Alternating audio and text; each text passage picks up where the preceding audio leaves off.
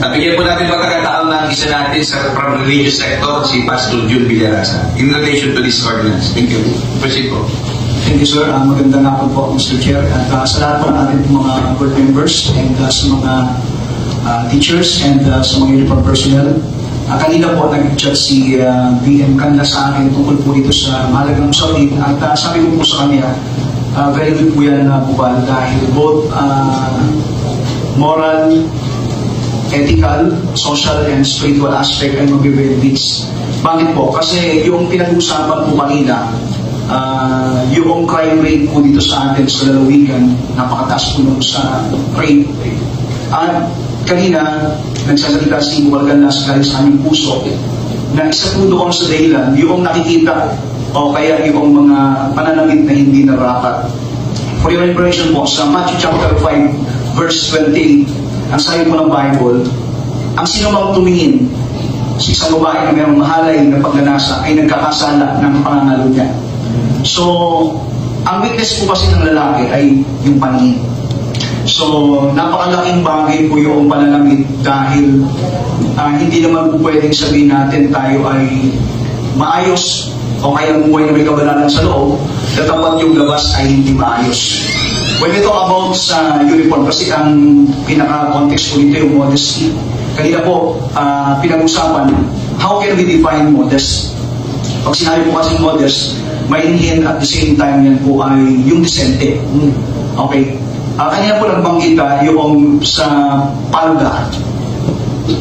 Pag tumayo po tayo, yung sa mga babae, below knee. So, pagka umupo naman po, ang dapat na mag-isukatan po natin. Kasi nga, kung above o below knee, pag umupo naman, kung umangat din, so ang ideal po niya na to, makapagbigay po ng mas magandang measurement, wala po doon sa tuhod, meron pa pong isang tangkal, para pagka umupo, hindi po kita. Kasi kapag kayong hanggang tuhod lang, pag umupo, kita pa rin. And isa pa po doon, pag modest, mainhin, hindi po fit. Kasi kita pagka mahaba nga, tapos fit naman, kita rin po yung bubog noong katawan.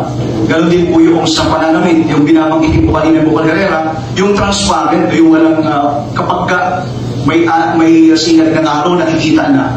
So, nakakapag-create talaga ng hindi magandang idea sa isipan po ng mga kalalakihan, yung ganong uri ng pananamit.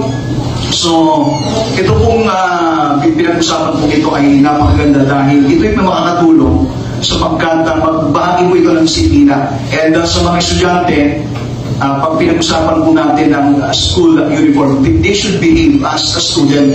Sila po estudyante na kung saan meron talagang dress code na sinusunod. And ito pong pagiging mainhin, Vicente, ay napakahalagang subject o napakahalagang paksa o pinag-usapan ngayon.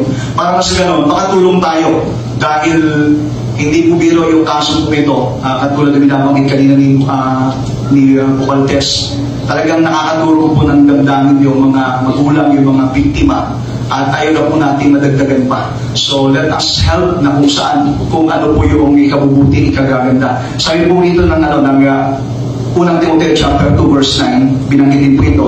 Gayon din naman ang mga babae ay magsigayang ng mahinding damit na may katintiman at inahon, hindi na mahalagang hiyas ng buhok at ginto o perlas o damit na mahalaga, kundi nararapat ang mga babae na magpakabanal sa pamagitan ng mabubuting gawa.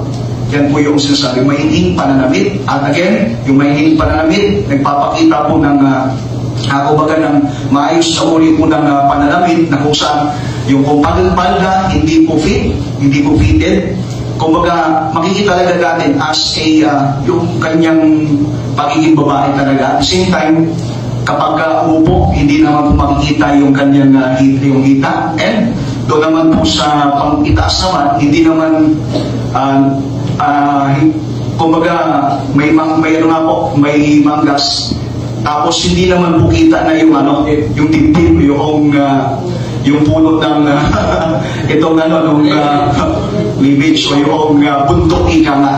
Dapat matatakpan po talaga yan. So yun lang po, maraming salamat po. Ayan, galing naman. Amen, amen.